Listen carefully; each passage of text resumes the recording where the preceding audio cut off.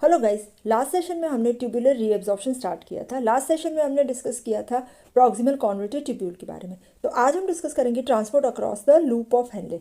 तो जो loop of Henley है उसके अंदर हमारे डिसेंडिंग लिम और असेंडिंग लिम हो रहा है, ठीक है। तो जो थिन डिसेंडिंग और असेंडिंग लिम है ना, ये वाला, तो यहाँ पे ब्रश बॉर्डर नहीं होती, यहाँ पे माइटोकॉन्ड्रिया भी बहुत कम होते हैं, मेटाबॉलिक एक्टिविटी भी मिनिमम होती है, और ये जो है वो हाईली परमिएबल है वाटर से और मॉडरेटली परमिएबल है सॉल्यूट्स के लिए, ठीक है। तो 20% जो फिल्टर वाटर है वो हमारा लूप ऑफ हेनले में रीअब्जॉर्ब हो रहा है।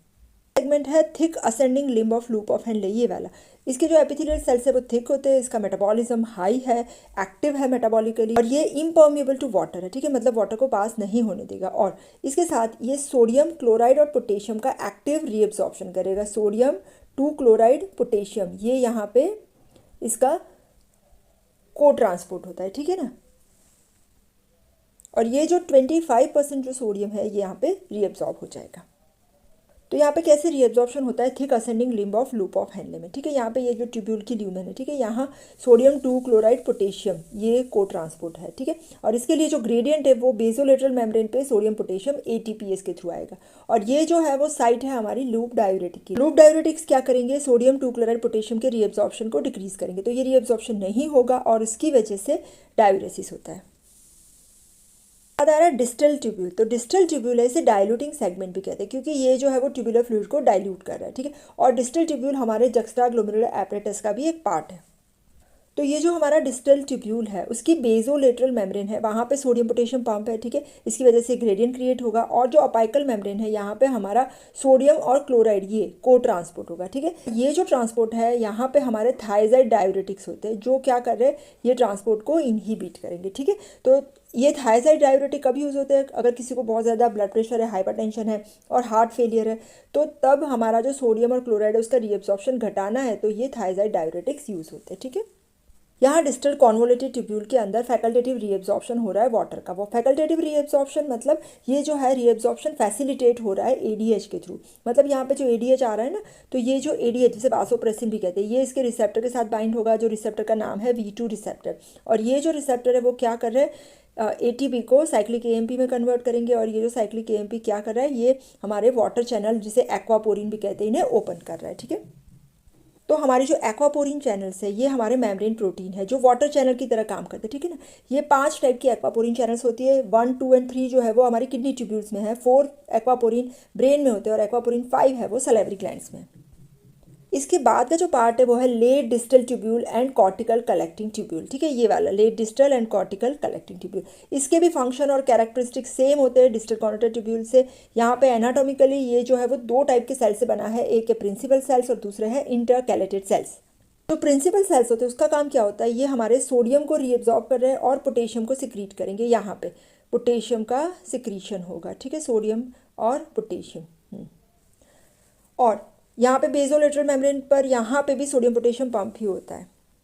जो हमारे इंटरकैलेटेड सेल्स होते हैं इसका काम क्या होता है, इसके अंदर H+ ATPase होता है जो H+ का सिक्रीशन कर रहा है। ये जो H+ ATPase है वो H+ का secretion against very high gradient कर रहा है। यहाँ पे H+ ATPase, ठीक है, ये सिक्रीट करेगा कहाँ पे, ट्यूब्यूल के अंदर।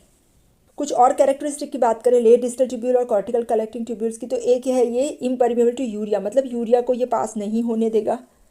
दूसरी कैरेक्टरिस्टिक है इसका रेट ऑफ रीअब्जॉर्प्शन, जो सोडियम आयन का रीअब्जॉर्प्शन और पोटेशियम के सिक्रीशन का रेट है वो कंट्रोल हो रहा है हमारे आल्डोस्टेरॉन से, और आल्डोस्टेरॉन कंट्रोल हो रहा है ब्लड पोटेशियम लेवल से। एंड H+ ATPase होता है यहाँ पे। H+ ATPase का क्या इंपॉर्टेंस है, ये जो है वो H+ आयन को सिक्रीट कर रहा है अगेंस्ट ग्रेडियंट। मतलब अगर हमारे ट्यूब्यूल के अंदर बहुत ज़्यादा H+ है, 1000 H+ है और यहाँ पे 1 है तो भी सिक्रीशन हो जाएगा 1000:1, ठीक है।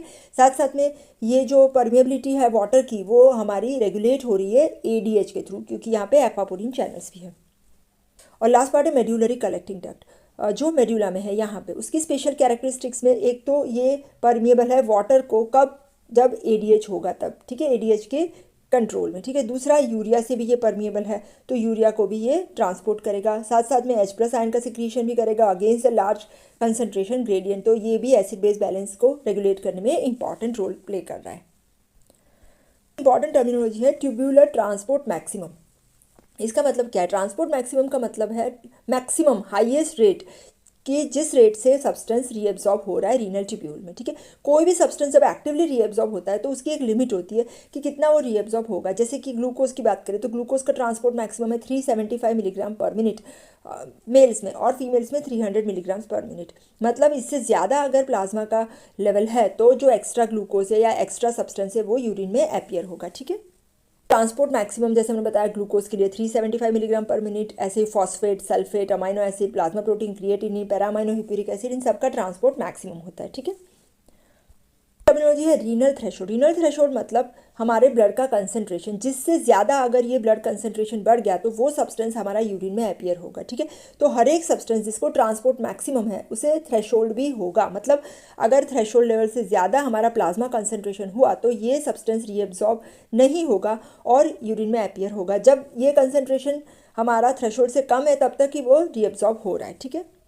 यहाँ पे रीनल थ्रेशोल्ड की बात करें तो जब हमारे प्लाज्मा का कंसंट्रेशन, शुगर का या ग्लूकोज का कंसंट्रेशन हमारा 180 मिलीग्राम पर डेसीलीटर है तब तक ये यूरिन में अपीयर नहीं होगा। ये हमारी थ्रेशोल्ड है, देखो रीनल थ्रेशोल्ड। और इसके बाद जब ये कंसंट्रेशन 180 से ज़्यादा हो गया तो ये जो है ग्लूकोज हमारा यूरिन में अपीयर होगा, ठीक है। तो ये रीनल थ्रेशोल्ड अगर ग्लूकोज की बात करें तो वो है हमारी 180 मिलीग्राम पर डेसीलीटर, ठीक। तो थ्रेशोल्ड सब्सटेंस का मीनिंग है ये सब्सटेंसेस जो कि प्लाज्मा कंसंट्रेशन से ज़्यादा हो गए तो वो यूरिन में अपीयर होंगे, ठीक है। तो ये 3 टाइप्स में डिवाइड होते हैं। एक है हाई थ्रेशोल्ड सब्सटेंसेस, दूसरा है लो थ्रेशोल्ड और तीसरा है no threshold substances. High threshold substances का मतलब है कि जो नॉर्मली यूरिन में अपीयर नहीं होते, क्योंकि ये कम्प्लीटली रीएब्जॉर्ब हो जाते हैं हमारे किडनी ट्यूब्यूल से, जैसे कि ग्लूकोज है, amino acids, vitamin and acetoacetates, ion. और ये सब्सटेंसेस यूरिन में कब अपीयर होते हैं? जब ब्लड लेवल हमारा बहुत ज़्यादा बढ़ जाता है तो हमारी किडनी जो है उन्हें रीएब्जॉर्ब नहीं कर पाती। दूसरा है लो थ्रेशोल्ड सब्सटेंसेस, मतलब कि ये जो है थोड़े कंसंट्रेशन में भी यूरिन में अपीयर हो जाते हैं। लो थ्रेशोल्ड सब्सटेंसेस का मतलब है कि ये यूरिन में अपीयर होते हैं नॉर्मल कंडीशन में भी, क्योंकि ये थोड़े ही अमाउंट में रीएब्जॉर्ब होते हैं, पूरे रीएब्जॉर्ब नहीं होते, जैसे कि urea, uric acid, phosphate. And no threshold substances मतलब ये हमेशा ही यूरिन में अपीयर होंगे, ऑलवेज एक्सक्रीटेड इन यूरिन, क्योंकि ये रीएब्जॉर्ब नहीं होते, जैसे कि हमारा वेस्ट प्रोडक्ट क्रिएटिनिन। तो जैसे हमने बताया रीनल थ्रेशोल्ड मतलब हमारे प्लाज्मा का कंसंट्रेशन सब्सटेंस का जिससे अबव जब वो जाएगा तो वो यूरिन में अपीयर होगा। अगर हम ग्लूकोज की बात करें तो plasma concentration more than 180 milligram पर डेसीलीटर है तो ये ग्लूकोज यूरिन में अपीयर हो रहा है, ठीक है। ये रीनल थ्रेशोल्ड है और ये हमारा ट्रांसपोर्ट मैक्सिमम है। तो ये जो ट्रांसपोर्ट मैक्सिमम एक्चुअल आ रहा है और जो हम मेजर कर रहे हैं इन दोनों के बीच में एक स्प्ले आएगा, मतलब ये थोड़ा सा नॉट एग्जैक्ट। तो इसका कॉज क्या है जो हमने बताया, एक तो कि ग्लोमेरुलर कैपिलरीज और नेफ्रॉन की जो साइज़ होती है वो एक जैसी नहीं होती, और दूसरा सभी नेफ्रॉन का जो ट्रांसपोर्ट मैक्सिमम है वो अलग अलग होता है, ठीक है। अभी हमारा ट्यूबुलर रीअब्जॉर्प्शन कैसे रेगुलेट हो रहा है, तो सबसे पहला फैक्टर है ग्लोमेरुलर ट्यूबुलर बैलेंस। इसका मतलब है कि जो ग्लोमेरुलर फिल्ट्रेशन और ट्यूबुलर रीअब्जॉर्प्शन इन दोनों के बीच में बैलेंस होगा। मतलब जब हमारा ग्लोमेरुलर फिल्ट्रेशन बढ़ेगा, ठीक है ना, ज़्यादा होगा, तो क्या होगा, ज़्यादा सब्सटेंसेस आएंगे हमारे प्रॉक्सिमल ट्यूब्यूल्स के पास, और जितने ज़्यादा सब्सटेंसेस आएंगे इतने ज़्यादा ये रीअब्जॉर्ब करेगा। मतलब ये सपोज बता रहा है कि 65% रीअब्जॉर्ब कर रहा है, तो जितना भी आ रहा है उसका 65 रीअब्जॉर्ब कर लेगा। ये बहुत इंपॉर्टेंट है, नहीं तो क्या होगा, जो डिस्टल ट्यूब्यूल्स है उसके ऊपर ज़्यादा लोड आएगा। तो अभी ग्लोमेरुलर ट्यूबुलर बैलेंस का मैकेनिज्म क्या है, ये जो प्रोसेस हो रहा है ये हमारा हो रहा है osmotic pressure in peritubular capillaries की वजह से। यहाँ पे क्या होगा, जीएफआर जब बढ़ रहा है तो ज़्यादा ही प्लाज्मा प्रोटीन आएंगे कि जो ब्लड में स्टे करेंगे और वो इफरेंट आर्टीरियोल्स के थ्रू जाएंगे और पेरिट्यूबुलर कैपिलरीज में आएंगे। तो ज़्यादा ऑस्मोटिक प्रेशर होगा पेरिट्यूबुलर कैपिलरीज में, तो वहाँ पे सोडियम एंड वाटर बहुत ज़्यादा रीअब्जॉर्प्शन होगा। सेकेंड रेगुलेटिंग फैक्टर है हार्मोनल फैक्टर। कुछ हार्मोन्स जो है वो हमारे कुछ सब्सटेंसेस का रीअब्जॉर्प्शन बढ़ाते हैं, जैसे कि आल्डोस्टेरोन है वो सोडियम क्लोराइड का रीअब्जॉर्प्शन बढ़ाएगा और वाटर का रीअब्जॉर्प्शन बढ़ाएगा और पोटेशियम का सिक्रीशन बढ़ाएगा। एंजियोटेंसिन 2 है वो भी सोडियम क्लोराइड वाटर का रीअब्जॉर्प्शन बढ़ाता है और पोटेशियम या H+ का सिक्रीशन बढ़ाता है। एंटी डाययूरेटिक हार्मोन है वो वाटर रीअब्जॉर्प्शन बढ़ा रहा है। एट्रियल नाइट्रियोरेटिक पेप्टाइड मतलब सोडियम का रीअब्जॉर्प्शन कम करेगा। नाइट्रियूरेसिस मतलब सोडियम को लॉस करेगा, तो decrease sodium chloride reabsorption. Parathyroid hormone जो कैल्शियम और फॉस्फेट का रीअब्जॉर्प्शन बढ़ा रहा है, एंड कैल्सीटोनिन जो कैल्शियम का रीअब्जॉर्प्शन डिक्रीज कर रहा है। और है नर्वस फैक्टर। नर्वस फैक्टर में हमारी सिंपैथेटिक नर्वस सिस्टम है, जब सिंपैथेटिक नर्वस सिस्टम एक्टिवेट हो रही है तो वो सोडियम की रीअब्जॉर्प्शन को बढ़ाती है। ये इनडायरेक्टली काम करेगी, कैसे काम करेगी, ये सिंपैथेटिक नर्वस सिस्टम से रेनिन रिलीज इंक्रीज हो रहा है और ये जो रेनिन है वो एंजियोटेंसिन 2 के थ्रू एक्ट करके सोडियम के रीअब्जॉर्प्शन को बढ़ाएगा। ये हो गया हमारा ट्यूबुलर रीएब्जॉर्प्शन। और थर्ड स्टेप है ट्यूबुलर सिक्रीशन। तो कुछ सब्सटेंसेस है जो सिक्रीशन के थ्रू एक्सक्रीट हो रहे हैं, मतलब यहाँ पे जो कैपिलरीज है इसमें से ट्यूब्यूल में जाएंगे थ्रू सिक्रीशन। इसमें आ रहे हैं हमारे phenol red dye, paraamino hippuric acid, diodrast dye, penicillin, amino derivatives and five hydroxy indole acetic acid. कुछ और सब्सटेंसेस भी है जो हमारे डिफरेंट सेगमेंट्स में से सिक्रीट हो रहे हैं, जैसे कि पोटेशियम है वो proximal convoluted tubule, DCT distal convoluted tubule and collecting duct में सिक्रीट हो रहा है। अमोनिया है वो प्रॉक्सिमल कॉन्वर्टर ट्यूब्यूल में सिक्रीट हो रहा है। हाइड्रोजन है वो proximal convoluted tubule and distal convoluted tubule में, and urea loop of Henle में। तो ये हमारा आज कंप्लीट हो गया tubular reabsorption and secretion. Thank you so much.